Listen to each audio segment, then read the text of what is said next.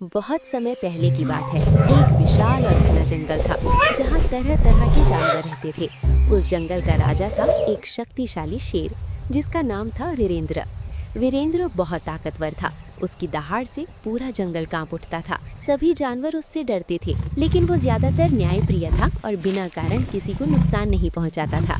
उसी जंगल में एक बहुत ही चालाक और समझदार बंदर रहता था जिसका नाम था चतुरु। चतुरु देखने में छोटा था, लेकिन उसकी बुद्धि बहुत तेज थी। वो पेड़ों पर कूदता भानता रहता और जंगल की हर खबर रखता था। कई जानवर मुश्किल समय में उससे सलाह लेने आते थे। एक साल जंगल में भयानक सूखा पड़ गया। नदियां सूखने लगी, फल कम हो गए और शिकार मिलना मुश्किल हो गया। शेर वीरेंद्र को भी कई दिनों तक भोजन नहीं मिला। भूख के कारण वो चिड़चिड़ा रहने लगा। एक दिन भूख से परेशान होकर शेर ने घोषणा कर दी, आज से रोज जंगल का कोई ना कोई जानवर मेरा भोजन बनेगा, चाहे वो निर्दोषी क्यों न हो। ये सुनकर पूरे जंगल में डर फैल गया। हिरन, खरगोश, ज़ेबरा सभी कांपने लगे। जानवरों ने आपस में बैठक की और सोचा कि अब क्या किया जाए। अंत में सबकी नज़र चतुरु बंदर पर पड़ी। हिरन बोला, चतुरु तुम ही कुछ उपाय सोच सकते हो, हमें शेर से बचाओ।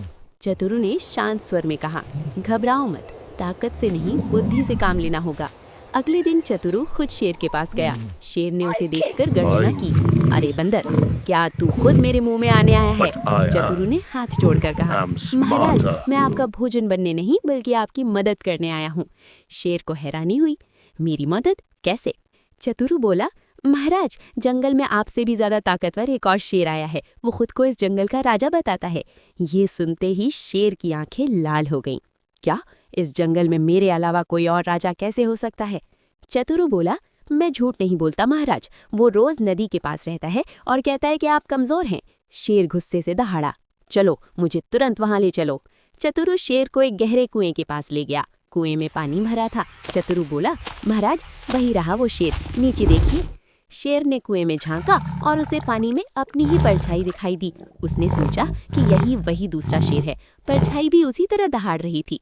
शेर और जोर से दहाड़ा, परछाई ने भी वैसा ही किया। शेर गुस्से में बोला, आज मैं इसे खत्म कर दूंगा। इतना कहकर शेर कुएं में कूद पड़ा। गहरे पानी में गिरते ही उसकी मौत हो गई और उसकी मौत हो गई। कुछ देर बाद चतुरु जंगल में लौटा और सबको बताया कि शेर अब नहीं रहा। ये सुनकर सभी जानवरों ने राहत की सांस ली। कुछ दिन बाद जंगल में सभा हुई। सभी जानवरों ने चतुरु से कहा, तुम्हारी बुद्धि ने हमें बचा लिया, आज से तुम हमारे मार्गदर्शक हो। चतुरु बोला, मैं राजा नहीं बनना चाहता, लेकिन हम सब मिलकर जंगल को शांति से चलाएंगे। समय बीतने लगा। जंगल में फिर से हरियाली लौट आई। बारिश हुई, नदियां भर गईं और फल फूल की भरमार हो गई। जानवर मिलजुल कर रहने लगे। एक दिन जंगल में एक बूढ़ा शेर आया। वो शांत और समझदार था। उसने किसी पर हमला नहीं किया। जानवरों ने उससे पूछा, तुम यहाँ क्यों आए हो? शेर बोला, मैं शांति चाहता हूँ, राज नहीं। चतुरों ने सबकी राय ली और उस शेर को जंगल का रक्षक बना दिया, राजा नहीं। वो सिर्फ नियमों की रक्षा करता था। इस तरह जंगल में शक्ति और बुद्धि का संतुलन बना रहा। चतुरु बंदर बच्चों को सिखाने लगा, ताकत जरूरी है, लेकिन बुद्धि उससे भी ज्यादा जरूरी होती है। और जंगल हमेशा के लिए सुखी हो गया। एक घने और हरे भरे जंगल में तरह तरह के जानवर रहते थे। उसी जंगल के बीच एक बड़ा सा आम का बाग था। उस बाग में एक शरारती बंदर रहता था। वो बहुत फुर्तीला था, लेकिन उतना ही घमंडी भी। उसे लगता था कि जंगल में उससे ज्यादा चालाक कोई नहीं। वहीं उसी बाग के पास एक सुंदर हरे पंखों वाला तोता भी रहता था। तोता बहुत बुद्धिमान, शांत और मीठा बोलने वाला था। सभी जानवर उसका सम्मान करते थे। बंदर दिन भर पेड़ों पर कूदता फांदता और फलों को तोड़कर खाता रहता था। कई बार वो जरूरत से ज्यादा फल तोड़ लेता और बाकी फलों को नीचे गिरा देता। इससे बाग के दूसरे जानवरों को परेशानी होती। तोता ये सब देखता था, लेकिन शांत रहता था। एक दिन बंदर ने तोते से कहा, तोते भाई, देखो मैं कितनी तेजी से पेड़ों पर कूदता हूं, तुम तो बस उड़ ही सकते हो, असली ताकत तो मुझ में है। तोता मुस्कुराया और बोला, ताकत अच्छी बात है, लेकिन बुद्धि उससे भी ज्यादा जरूरी होती है। बंदर को तोते की बात पसंद नहीं आई। उसने सोचा कि आज तोते को अपनी चालाकी दिखानी ही होगी। कुछ दिनों बाद जंगल में तेज आंधी और बारिश आ गई। पेड़ों की डालियां हिलने लगीं और कई फल जमीन पर गिरने लगे।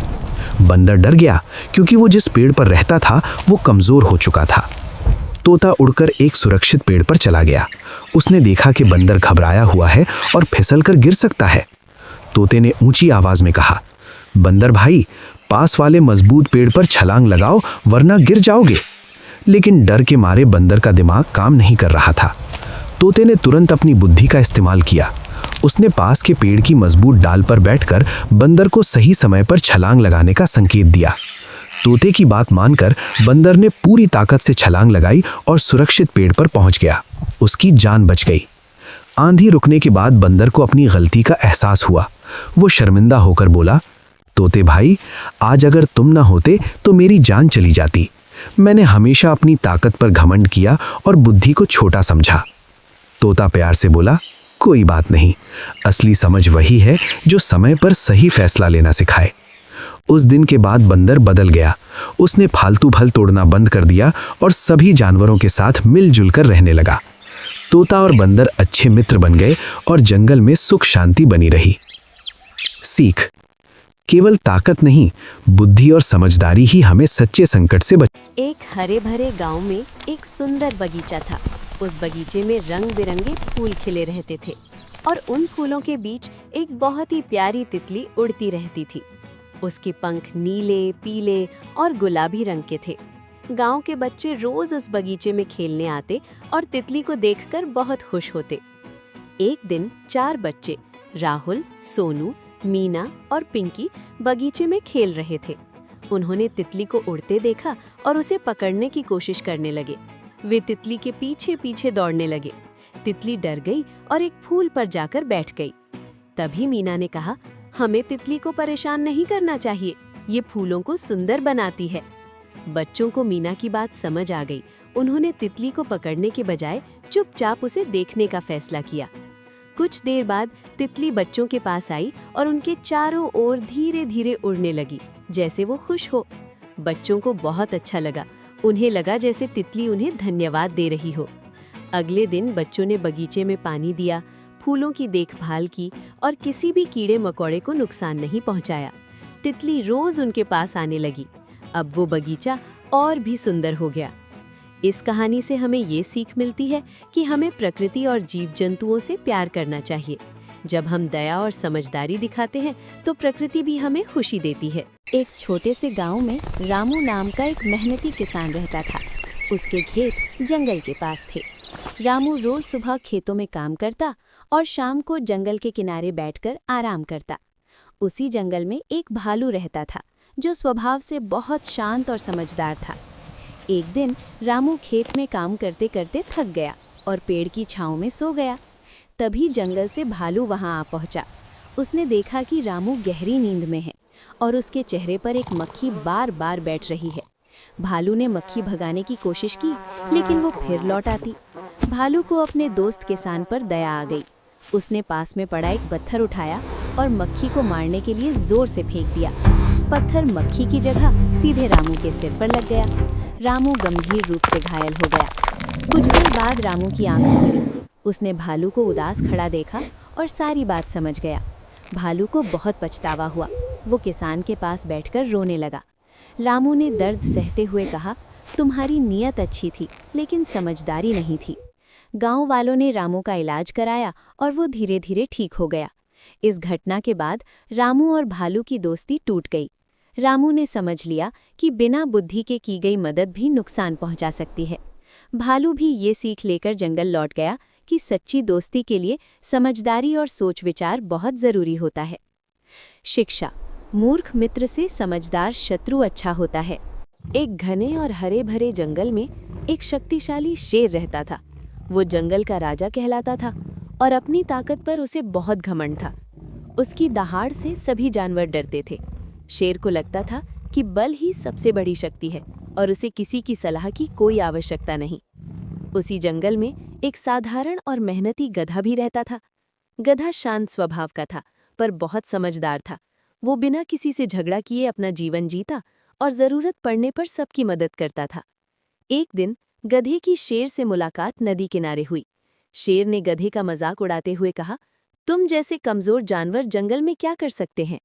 गधा मुस्कुराया और बोला, महाराज, ताकत के साथ समझदारी भी जरूरी होती है। शेर को ये बात पसंद नहीं आई और उसने गधे को डरा दिया। कुछ दिनों बाद शेर शिकार के लिए जंगल के दूसरे हिस्से में गया। जल्दबाजी और घमंड में वो एक शिकारी के जाल में फंस गया। शेर जितना जोर लगाता, जाल उतना ही कसता जाता। पहली बार शेर को अपनी ताकत बेकार लगने लगी। वो जोर जोर से मदद के लिए दहाड़ने लगा। गधे ने शेर की आवाज़ सुनी और तुरंत वहां पहुंचा। उसने स्थिति समझी और बिना समय गवाए पास के गांव में गया। गधे ने किसानों को बुलाया और उन्हें सब कुछ समझाया। किसान औजार लेकर आए और सावधानी से जाल काट दिया। शेर आज़ाद हो गया। शेर को अपनी गलती का एहसास हुआ। उसने गधे से क्षमा मांगी और कहा, आज तुमने साबित कर दिया कि बुद्धि ताकत से बड़ी होती है। उस दिन के बाद शेर ने घमंड छोड़ दिया और गधे को अपना मित्र मान लिया। शिक्षा: सच्ची शक्ति बल में नहीं, बल्कि बुद्धि, विनम्रता और सहयोग में होती है।